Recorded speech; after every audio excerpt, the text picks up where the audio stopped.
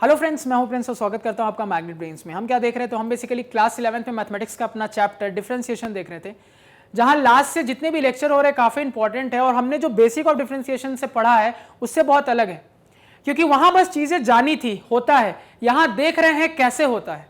और ये इंपॉर्टेंट है क्योंकि कई बार एग्जाम में आपको प्रूफ करने दे दिया जाता है। तो लास्ट दो लेक्चर से हम क्या कर रहे हैं, एक एक प्रॉपर्टी देख रहे हैं, एक एक डिफरेंशिएशन की प्रॉपर्टी प्रूफ के साथ देख रहे हैं क्या होती है। अब देखो, तो अभी तक हमने क्या देख लिया? हमने ये देख लिया कि अगर बहुत सारे फंक्शन प्लस माइनस के साथ जुड़े हो या बहुत सारे फंक्शन मल्टीप्लाई के साथ जुड़े हो तो कैसे रिजल्ट हम बताते हैं अपने डिफरेंशिएशन का। अब जरूरी तो नहीं है कि बहुत सारे फंक्शन सिर्फ प्लस माइनस के साथ या मल्टीप्लाई के साथ ही जुड़े हो सकता है वो एक दूसरे के साथ डिवाइड के साथ भी जुड़े हो सकते हैं। मतलब कि हो सकता है मेरा जो y है वो क्या हो, न्यूमरेटर बाय डिनोमिनेटर के फॉर्मेट में मिल जाए मुझे। मतलब कोई न्यूमरेटर में फंक्शन हो और कोई फंक्शन डिनोमिनेटर में हो, तो कभी भी ऐसा फॉर्मेट मिले और इसको डिफरेंशिएट करना हो तो क्या रिजल्ट होता है। पहले रिजल्ट देखो डायरेक्टली क्या होता है।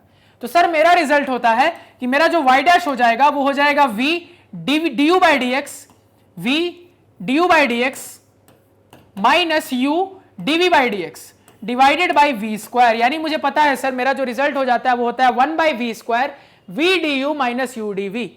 यानी इस चीज को अगर समझाने के लिए मैं बताऊं तो कैसे बताऊंगा कि आपके डिनोमिनेटर का जो फंक्शन था उसको स्क्वायर करके नीचे लिख लो।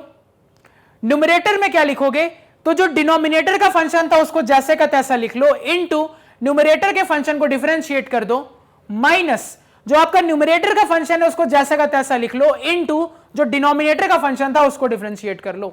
यही होती है मेरी u बाई वी की प्रॉपर्टी। ये क्लियर है? इसमें किसी को कोई दिक्कत, कोई समस्या, कोई परेशानी नहीं होनी चाहिए। यानी इस चीज को अगर मैं न्यूमरेटर डिनोमिनेटर के फॉर्म में लिखूं, अगर आपको लग रहा है ऐसे याद नहीं रखना मुझे, तो न्यूमरेटर डिनोमिनेटर के फॉर्म में कैसा हो जाएगा। मान लो मैं बोल रहा हूं कि y न्यूमरेटर बाय डिनोमिनेटर का फॉर्म है, जहां न्यूमरेटर में भी कोई फंक्शन है डिनोमिनेटर में भी कोई फंक्शन है, तो y डैश यानी कि y का डिफरेंशिएशन क्या हो जाएगा सर, तो डिनोमिनेटर का स्क्वायर यानी डिनोमिनेटर में जो फंक्शन है उसका स्क्वायर हो जाएगा मेरे रिजल्ट के डिनोमिनेटर में, और न्यूमरेटर में क्या होगा, तो न्यूमरेटर में डिनोमिनेटर को एज इट इज छोड़ देंगे, न्यूमरेटर को डिफरेंशिएट करके मल्टीप्लाई कर देंगे, माइनस न्यूमरेटर को एज इट इज छोड़ देंगे, डिनोमिनेटर को डिफरेंशिएट करके उसी न्यूमरेटर से मल्टीप्लाई करके लिख देंगे। यही वाली चीज v u dash minus u v dash divided by V square जो आपको यहां पे लिखा हुआ दिख रहा है। क्लैरिटी? इसमें किसी को कोई दिक्कत नहीं होनी चाहिए, नोट करें दोनों चीजों को।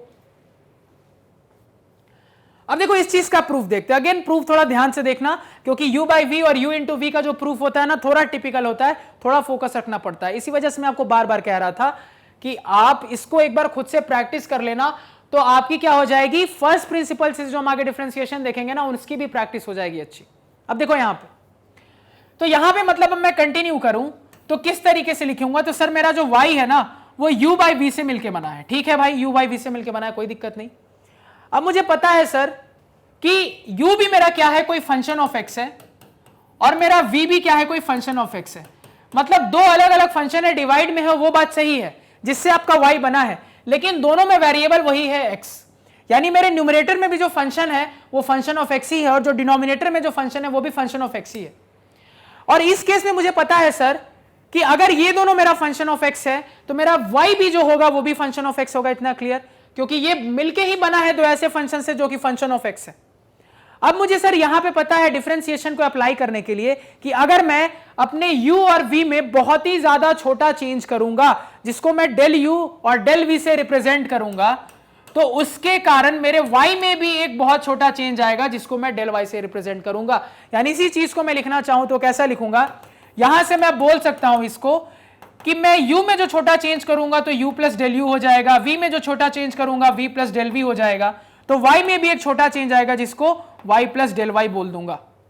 अब यहां पे मैं कुछ नहीं करूंगा, इस y को यहां पे y के बदले सब्स्टिट्यूट कर देता हूं, तो y की वैल्यू u बाई वी अगर मैं यहां रख दूंगा तो मेरे पास आ जाएगा u by V plus del y is equal to u plus del u divided by v plus del v। ये क्लियर है सभी को? कोई दिक्कत इसमें नहीं होनी चाहिए। अब यहां पे देखो, अब यहां पे जब हम फर्दर प्रोसीड करें तो इस u बाई वी को मैं उस तरफ अकेला कर देता हूं, और यहां पे डेल y को बिल्कुल सेपरेट रखता हूं, u बाई वी को उधर भेज के। तो डेल y को मैं सेपरेट करूंगा तो मेरे पास आ जाएगा del y is equal to, यहां पे है u plus del u divided by denominator में है v प्लस डेल v, और माइनस कितना है मेरे पास u बाई वी, क्योंकि u बाई वी को इस तरफ भेज दिया। अब एलसीएम लेके देखो, तो एलसीएम लेंगे तो मेरे पास आ जाएगा del Y is equal to denominator में v into V plus del V हो जाएगा और यहां न्यूमरेटर में आने लगेगा v into U plus del U minus u into V plus del V, ये मेरे पास आने लगेगा न्यूमरेटर में। इतना क्लियर, इसमें किसी को कोई दिक्कत कोई समस्या नहीं होनी चाहिए। अब ब्रैकेट को ओपन करके देखते हैं, तो del Y is equal to V into U plus V del U minus U into V plus minus minus U del V divided by denominator में आ रहा है मेरे पास v into V plus del V. ये clear है। अब यहां पे दिख रहा है सर ये v इंटू यू है, ये u इंटू वी है, तो x इंटू वाई बोलो या y इंटू एक्स, बात वही है। ये दोनों सेम चीजें हैं, लेकिन एक प्लस एक माइनस से तो दोनों कैंसिल हो जाएंगे। तो मेरे पास क्या रिजल्ट आ रहा है यहां से, del y is equal to v del u minus u del v divided by denominator में मल्टीप्लाई करो इसको, तो v square plus v del v हो जाएगा। ये क्लियर है। अब देखो इस पॉइंट से मुझे आगे कंटिन्यू करने के लिए पता है सर कि अब डिफरेंशिएशन पे आगे जाने के लिए मुझे small change in y with respect to small change in x चाहिए, क्योंकि मेरा u और v x का फंक्शन है, x पे डिपेंड कर रहा है।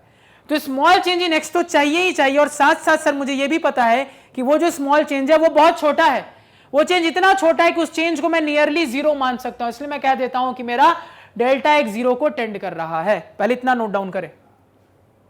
अब देखो इस तरफ, यानी यहां से मैं आगे कंटिन्यू करूं तो मुझे क्या करना पड़ेगा sir, delta y by delta x चाहिए। अब जो काम यहां करेंगे वो यहां पे भी करना पड़ेगा। तो क्या करते हैं, दोनों तरफ डेल्टा x से डिवाइड कर देते हैं। तो अगर दोनों तरफ डेल्टा x से डिवाइड करेंगे तो देखो मेरे पास क्या आएगा, मेरे पास आने लगेगा delta y divided by delta x is equal to, वहां पे किया मैंने डेल्टा x से डिवाइड, तो यहां पे है v delta u minus u delta v divided by delta x, और डिवाइड में मेरे पास पहले से है कितना, v square plus v delta v, ये पहले से है। क्लियर, इसमें किसी को कोई दिक्कत। अब इस डेल्टा x को मैं इसमें और इसमें अलग अलग कर देता हूं, तो मैं लिखूंगा delta y by delta x is equal to v delta u divided by delta x minus u delta v divided by आपका डेल्टा x, और डिवाइडेड बाय डिनोमिनेटर में v square plus v delta v। कोई दिक्कत किसी को यहां तक। अब मुझे पता है सर कि डिफरेंशिएशन में differential coefficient dy by dx की बात करने के लिए मुझे अपने डेल्टा x को जीरो को टेंड करवाना पड़ेगा, क्योंकि मुझे मानना होता है कि मेरा चेंज इतना छोटा है कि उस चेंज को मैं नियरली कोई चेंज नहीं यानी कि जीरो मान सकता हूं। यानी उस चीज को यहां पे अप्लाई करेंगे तो मैं यहां से बोल दूंगा limit delta x tends to zero, ये मेरा क्या बन जाएगा, del y by del x is equal to, इस तरफ क्या हो गया v del u by del x, और लिमिट ये वाला जो यहां लगा है वो यहां पे भी लगेगा, तो यहां पे भी हो गया आपके पास limit delta x tends to zero, ये आपका ऊपर न्यूमरेटर हो गया v into delta u by delta x, फिर इस तरफ भी minus limit delta x tends to zero, ये आपका हो जाएगा u into delta v by delta x या del v by del x divided by denominator में v square plus v del v आ रहा था मेरे पास। क्लियर है। अब यहां पे समझो, मुझे पता है सर यही delta x tends to zero delta y by delta x और कुछ नहीं मेरा dy बाय dx होता है, इज इक्वल टू, इस तरफ ये क्या बन गया, ये बन गया v into D you by D X minus u into dv by dx divided by, देखो अब डिनोमिनेटर में v स्क्वायर प्लस, अब आपके पास एक टर्म बचा है v डेल v। इसको थोड़ा समझो, लास्ट लेक्चर में मैंने आपको समझाया था, यहां पे भी वही चीज होगी, ध्यान देना। आपका v क्या है, कोई फंक्शन ऑफ x है, ठीक है।